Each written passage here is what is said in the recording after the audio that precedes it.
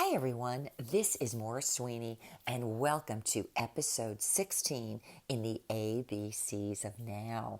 If this is the first time that you're tuning in, know that this series is going through the entire alphabet, but rather than going from A to Z, we are taking the letters Z and going all the way back to A, with each episode picking up a letter of the alphabet along with a specific word that's helping each and every one of us in the process of change that's taking place in our world today. I doubt that there are very few people that would dispute the fact that the world we're in right now, not just here in the United States, but globally, is in a state of shift, of change. The way we all feel it shows up in different ways, but essentially what's happening is that the way things used to be, let's say the old pillars of society, the institutions, the people, the belief systems that individually and especially collectively created our reality, are day by day, month by month, starting to show signs of weakness and also erosion. And I know that that creates in people a sense of discontent, sometimes frustration, sometimes even fear. But for those of you who've been following my blogs or my Living Happy Inside Out podcast, you will know that everything I do is designed not to bring fear, not to bring further sense of isolation or disheartening, but instead to find those things that unite and uplift the human soul. And it's with that in mind that I got this idea to do the ABCs of Now. And let me give you the analogy here as it came to me.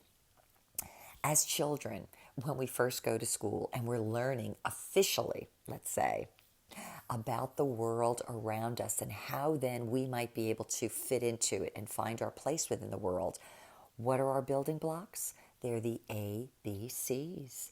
And from those initial building blocks, we end up constructing a life, a belief system, a way of living. And right now, because many of those building blocks are showing signs of weakness, we're using this ABCs of Now series to look at the building blocks, but in reverse. Every word is specifically chosen. I just wait until they come to me and some of the knowledge or the awareness comes. But in every case, each one of these words is designed to help us all to look at the world, to look at certain concepts we've held, but to view them as if in reverse, as if in retrospect, in a sense to find out how much of what we held as true is able to withstand the shaking that's going on right now.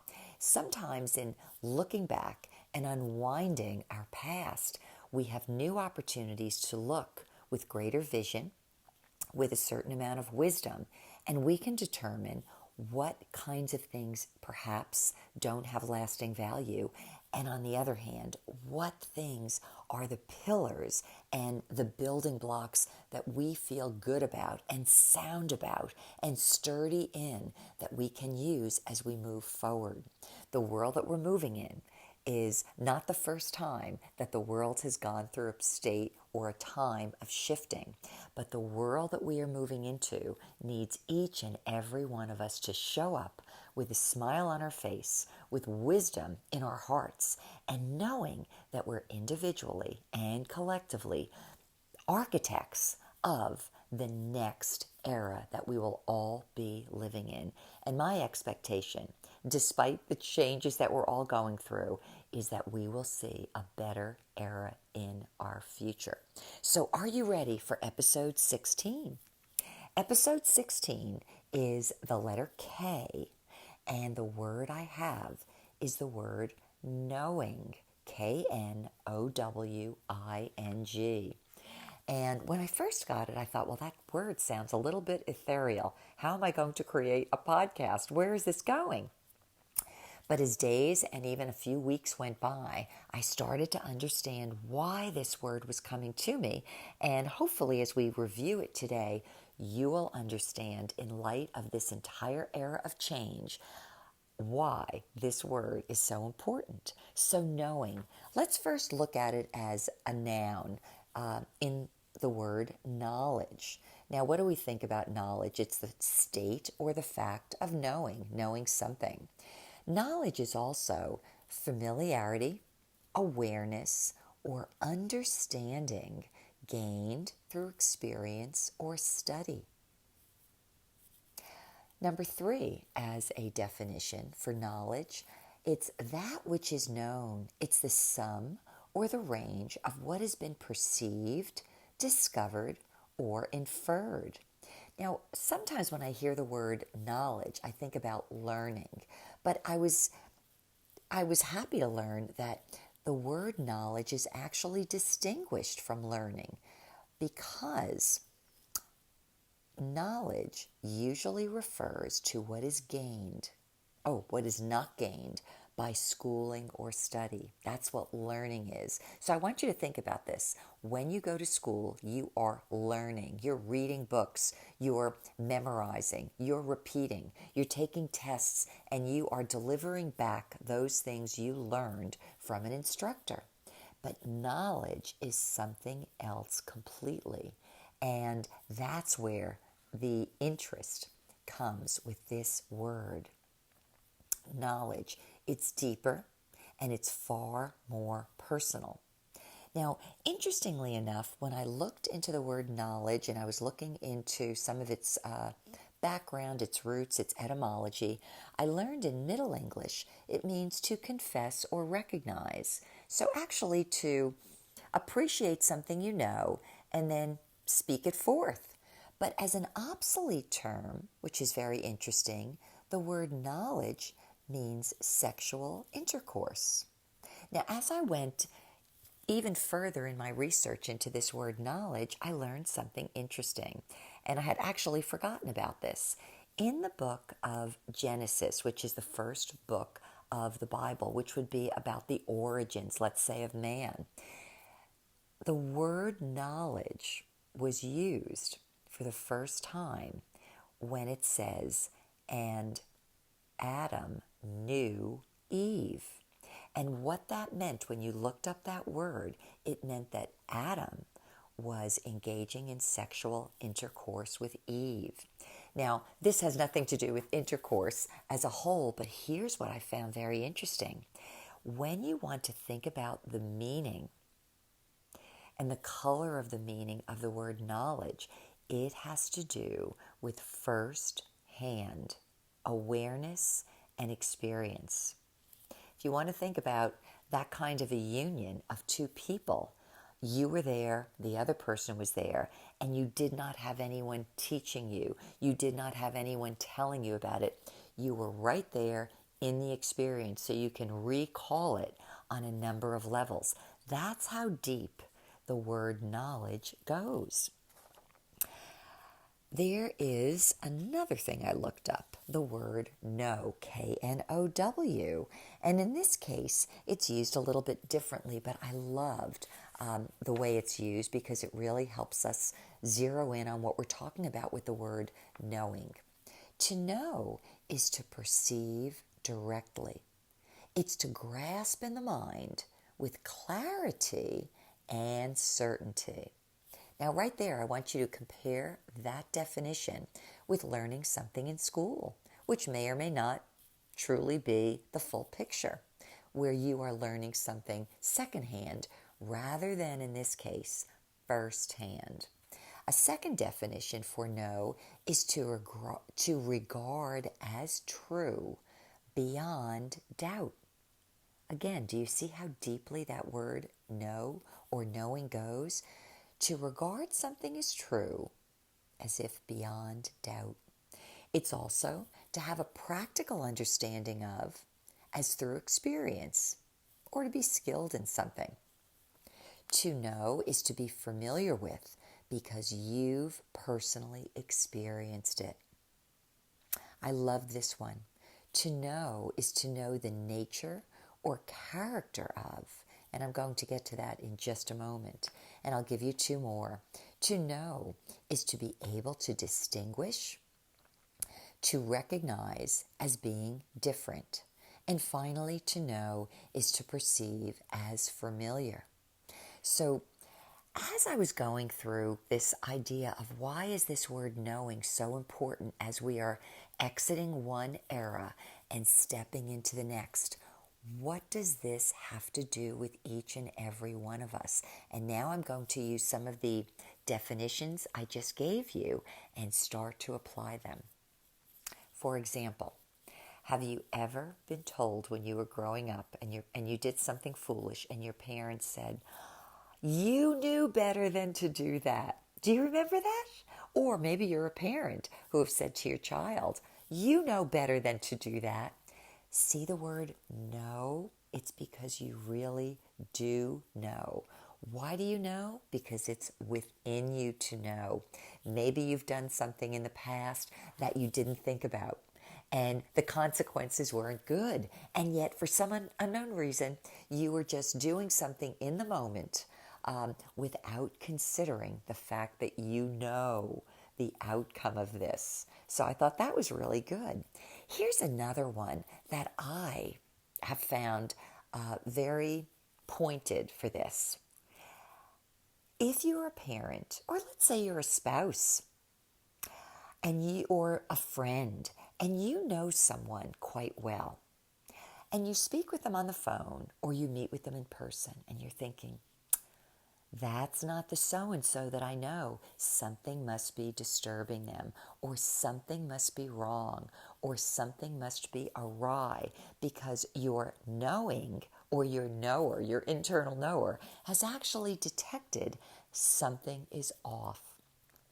I don't know how sensitive you might be, but if you text a lot, and there are people that you deal with all the time on an intimate basis, you can sometimes have someone write something to you by way of a text, and yet internally your knower is saying, something here is off. I know they're not doing well, or I know either maybe they're going to get in trouble. Something's wrong here. You just know, and you could actually, through experience, because you've spoken with them or texted with them so often, you detect that something is awry.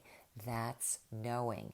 I want to give you maybe two other things to think about. Have you ever taken a job, for example, or gone into a business agreement with someone, or chose to purchase something? Have you ever even gotten into a relationship and only later on, when you look back, and these things have gone in the wrong direction for you? Let's say you ended up in a very destructive relationship, or you said yes to a business relationship that really was going to take advantage of you, or you accepted a job that went sour and made you miserable. Have you ever heard yourself saying, I knew it. I knew it. Something told me that I shouldn't have done that, or I should have said no. That is how deep the word knowing goes. That's the letter K. That's the word knowing. Now, here's what I want you to think about in a good way with this. Imagine all the life experiences you've had to date. Imagine how many things that you might have taken someone else's word for, or accepted as truth, and realized later on, I made a mistake. I should have gone with what I knew internally, my knower. Well, think about the various experiences you've had, and yet the fact that in retrospect, you realized you really did know something. Now I want you to think forward in the days ahead, okay? If we are starting to enter into a new reality, a new world, a new era, what things can you trust yourself to agree with or not agree with? to buy into or not buy into, to spend your time or your money on or not, relationships that you'd like to invest in or not, decisions of all types, even sometimes maybe some guidance, some watching over members of your family and saying, you know something, I'm sensing that the person you normally are, you're struggling with right now. Can I help you in any way? I want you to understand that your own knowledge, the intimate first-hand experience you've had, and maybe you will have had by the time we fully exit this current world we're in, where you may look back and think, wow, why did I allow myself to be bamboozled? Or why did I believe that? And why did I accept that when something inside of me told me I needed to question it, or I knew something was wrong? That skill, that awareness within you can come out in a much bigger and stronger and more confident way as you move forward. Can you imagine if you can take your experience, your first-hand experience, things you've learned and acquired on your own, things that in a sense have been tested by you where you know them so well, and you can use that confidence, that inner knowing as you move forward, being one of the individuals who can start to create and help others create a better future. That word knowledge is for you. It's for me. It's for your friends. It's for those who have maybe given up their own capacity in light of every other voice out there telling them what to do, what to think, how to act, and what to believe. And maybe there are some people around you that are so worried they need to be reminded that they can go within and they can know and they can start trusting their knowing, even if it means little by little.